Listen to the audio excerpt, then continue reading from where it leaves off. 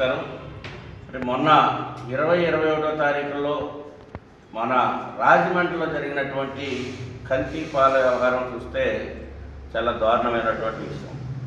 మనకొక ఉదాహరణ ఆశ్చర్యం ఏంటంటే, ఎప్పుడు కూడా అధికారులు ఏదైనా ప్రమాదం జరిగితే కానీ దానిపైన వెళ్ళి టెస్టులు చేసేటువంటి పరిస్థితి కానీ, చర్యలు తీసుకునేటువంటి పరిస్థితి కానీ, ఇన్స్పెక్షన్ చేసేటువంటి పరిస్థితి కానీ ఎక్కడ లేదు. అది ఒక డిపార్ట్మెంట్ కాదు, అన్ని డిపార్ట్మెంట్స్ కూడా ఆ రకంగానే ఉన్నాయి.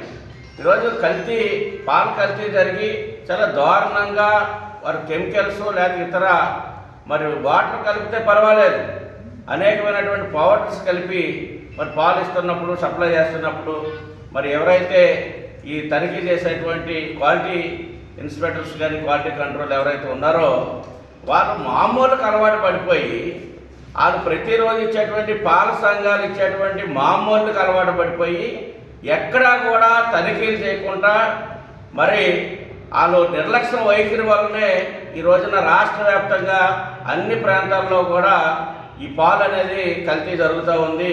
అది యథార్థమైనటువంటి విషయం.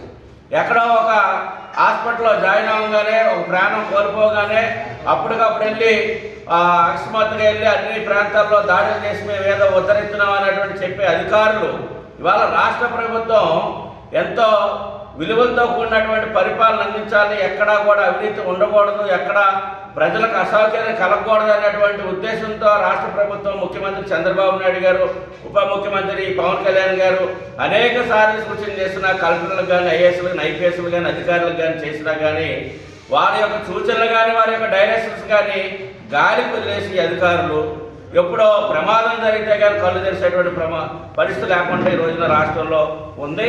ఇప్పటికైనా అధికారులు ఒక పాల తనిఖీయే కాదు, ఆర్టీసీ బస్సులో లేకపోతే ప్రైవేట్ ట్రావెల్స్లో ప్రమాదాలు జరిగితేనే ఆర్టీసీ ఆఫీస్ నుంచి వెళ్ళి అప్పటికప్పుడు బస్సులను తనిఖీ చేసేటువంటి పరిస్థితి. ఎక్కడ అవినీతి జరిగితేనే ఏసీపీ వాళ్ళు కూడా ఎవరో ఒకరు పట్టుకుంటూ తప్పించి నిరంతరం అవినీతి మయంలో కూలిపోయినటువంటి అధికార యంత్రాంగం ఎవరైతే కొంతమంది ఉన్నారో నిరంతరం కూడా జీతాలు తీసుకుంటున్నాం. మన బాధ్యతను మనం నిర్వహించాలి.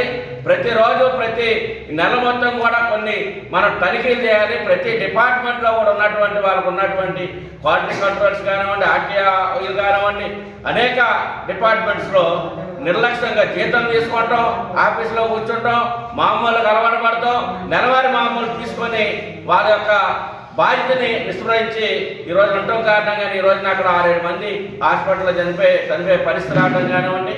ఇవాళ వైద్య రంగంలో కూడా అదే పరిస్థితి. వైద్య రంగంలో మెడిసిన్స్ అక్కడ ఉన్నటువంటి ఎవరైతే స్కాడ్ ఉంటుందో వాళ్ళు కూడా సరైనటువంటి తనిఖీ చేయనటువంటి పరిస్థితి. ఇట్లా అధికారులు ప్రతి ఒక్క అధికారిని ముఖ్యమంత్రి గారు, ఉప ముఖ్యమంత్రి గారు, మంత్రులు, ఎమ్మెల్యేలు వెళ్ళి మీరు తనిఖీ చేయండి అని బొట్టు పెట్టి ఏమైనా చెప్పాలా?